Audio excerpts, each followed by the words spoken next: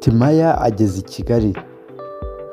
Umuririmbyi w'umunya-Nigeria Inetimi Timaya Odona wamenyekanye nka Timaya yageze mu Rwanda aho ategerejwe mu gitaramo kizasoza iserukiramuco rya Giant of Africa.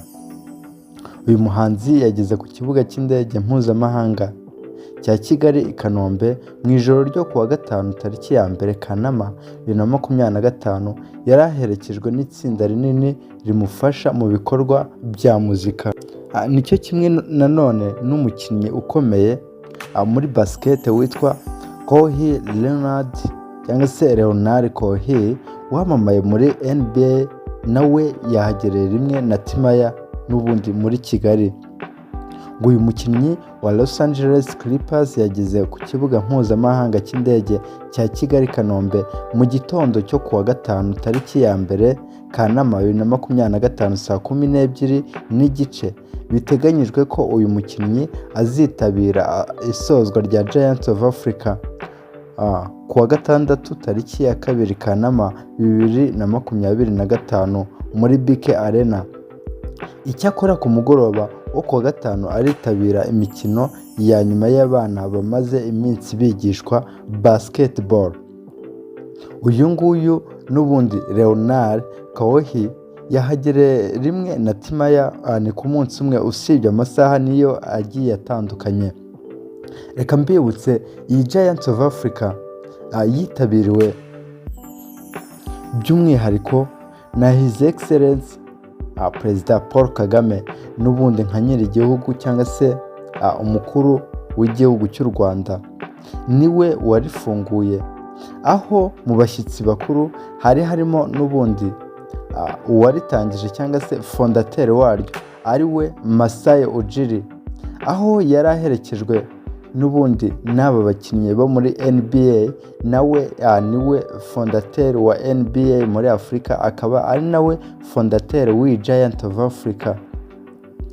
Iyi ngiyi Giant of Africa akaba ngo ari inama y'urubyiruko cyangwa se aho yateguriwe urubyiruko mu myidagaduro ndetse n'ibindi bigiye bitandukanye, aho urubyiruko rwiganjemo abatoya ndetse n'abakuze basaga imyaka 30 kuzamura bari babyitabiriye.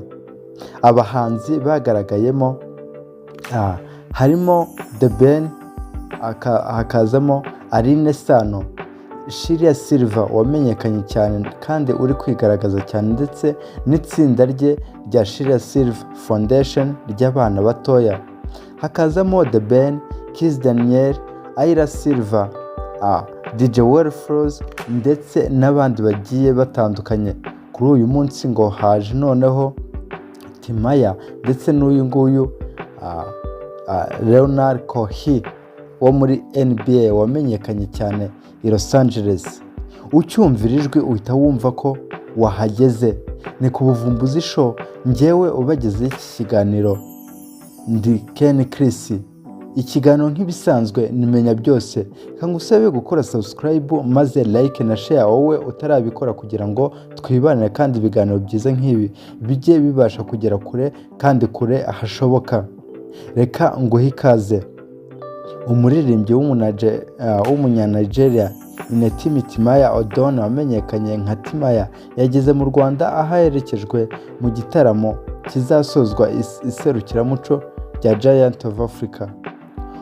Uyu muhanzi yageze ku kibuga mpuzamahanga cy'indege cya Kigali Kanombe mu ijoro ryo kuwa gatanu tariki ya mbere Kanama 2025. Yari aherekejwe n'itsinda rinini rimufasha mu bikorwa bya muzika.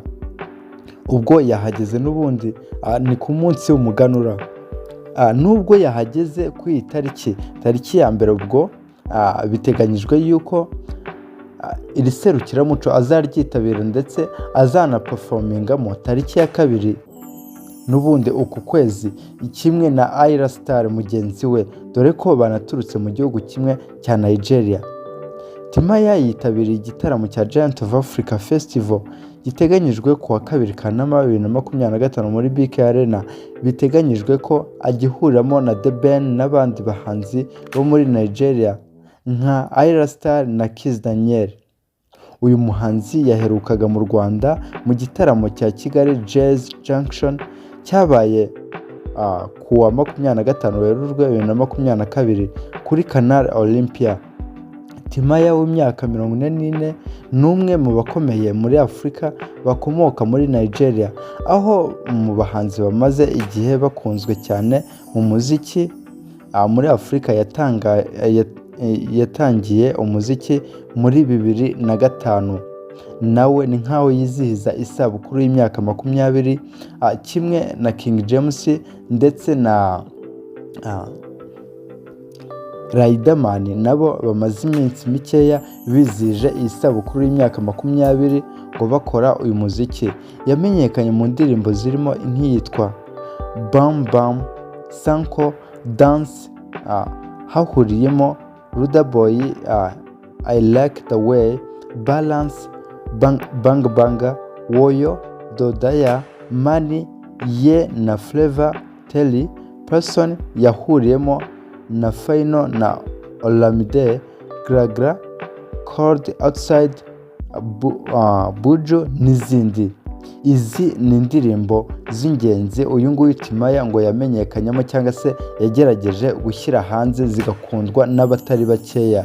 Niyo washyize label ya DM Records Limited, ari nayo yazamukiyemo abahanzi nka Paruta King na Runtown, aririmba injyana zirimo nka dancehall, raga, hip hop, afrobeats na soka.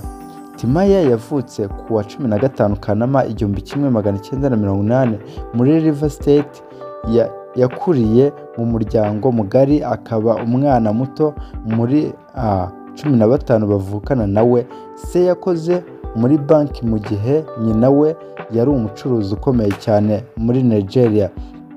Yasoreje amashuri yisumbuye mu mujyi wa Lagos, yize muri kaminuza ibijyanye n'ibaruramari, ariko ntiyari yarigeze cyangwa se nanone ngo yahise asubira mu mujyi wa Lagos, aho yatangiriye umuziki ari umwe mu bafasha umuhanzi Idris Abdulkarim mu itsinda rye, kumwe mu bahanzi bafasha abandi mu rubyiniro backup singers. Uyu nguyu ntabwo yatangiye ari umuhanzi nyirizina, ahubwo ibihangano bye byari bikiri mu makayi abibika iyo ngiyo, ngo nyamara atangira n'ubundi ari umu backup singers ku rubyiniro. Nyuma y'imyaka 3 bakorana, yahise atangira kuririmba ku giti cye. Yaje guhura na producer Obaksolo ahitwa muri Mafokulu. Uyu niwe wamukoreye indirimbo yitwa Dama. Nyuma yo kuririmba akamwumvana impano, iyi ndirimbo ni imwe muzamenyekanye cyane. Nguyu Timaya n'ubundi nguri gusoza iri serukiramuco waryitabiriye muri Kigali. Iri serukiramuco rishobora kuzasozwa mw'aya matariki ya mbere n'ubundi z'ukwa 8, aho ngo we ari buperforminge tariki ya 2 n'ubundi z'uku kwezi. Ni nkaho ya performinze. Reka nkwibutse ko ubu ngubu ari ubuvumbuzi show. Iyi ngiyi akaba ari menya byose. Komeza uyibanire natwe. Reka nanone nkugezeho uyu mukinnyi wamenyekanye muri NBA witwa Kawhi Leonard. Ati uyu mukinnyi wa Los Angeles Clippers nawe yageze ku kibuga mpuzamahanga cy'indege cya Kigali i Kanombe mu gitondo cyo kuwa 5 tariki ya 1 Kanama 2025 saa 12:30. Biteganyijwe ko uyu mukinnyi azitabira isozwa rya Giants of Africa kuwa 6 tariki ya 2 Kanama 2025 muri BK Arena. Icyakora ku mugoroba wo kuwa 5 aritabira imikino ya nyuma y'abana bamaze iminsi bigishwa basketball. Uyu nawe n'ubundi yitabiriye iri serukiramuco nk'uko mugenzi we Masai Ujiri n'ubundi watangije iyi NBA muri Afurika, ari we fondateur w'ingiyi Giant of Africa. uyu nguyu ni nkaho nawe yaje aherekeje uyu nguyu Masai Ujiri, ati ntabwo uri wenyine, niba udukuriye cyangwa se uduhagarariye muri Afurika, nanjye reka mpagere tuze nk'abaguherekeje, cyangwa yego nk'abaguherekeje. Reka nanone mbagezeho inkuru irambuye tugenda tunasoza. Ku mafoto ngo uyu munyamerika Kawhi Leonard wamamaye muri NBA yageze i Kigali. Ku mafoto ni umusore ukiri mutoya kandi ugifite forume nziza y'umukinnyi cyangwa se iy'abakinnyi, ni muremure, akaba afite n'igihagararo kizima kandi akaba akomeye. Kawhi Leonard ni izina rikomeye muri NBA, aho amaze kwegukana iyi shampiyona inshuro ebyiri, muri 2014 ari kumwe na San Antonio Spurs ndetse no muri 2019 aho yari ari muri Toronto Raptors.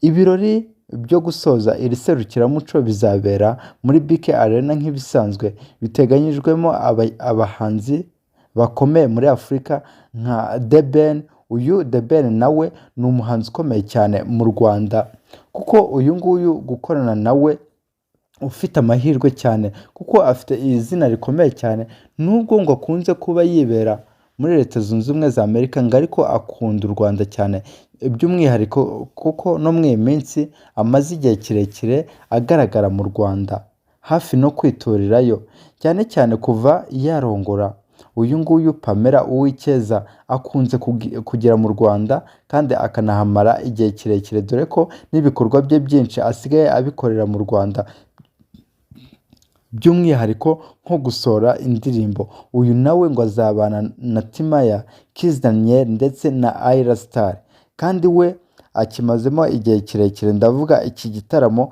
cya Giant of Africa. Uyu rero waje asa nkaho ahagarariye abandi bakinnyi muri NBA, aje kwifatanya n'aba ngaba aribo Timaya, Ayra Starr, The Ben, Kiss Daniel, ndetse aba ngaba nibo bagiye kugaragara ku iyi nshuro. Reka mbibutse yuko inkuru nziza nk'izi ari akagaruka. Reka mbashimire mwebwe twabanye, kandi mbasezera n'ubundi mbasaba gukora subscribe, like na share. Nk'ibisanzwe iyi ni Menya Byose mugezwaho na Ken Chris, ikaba ica ku Vumbuzi Show.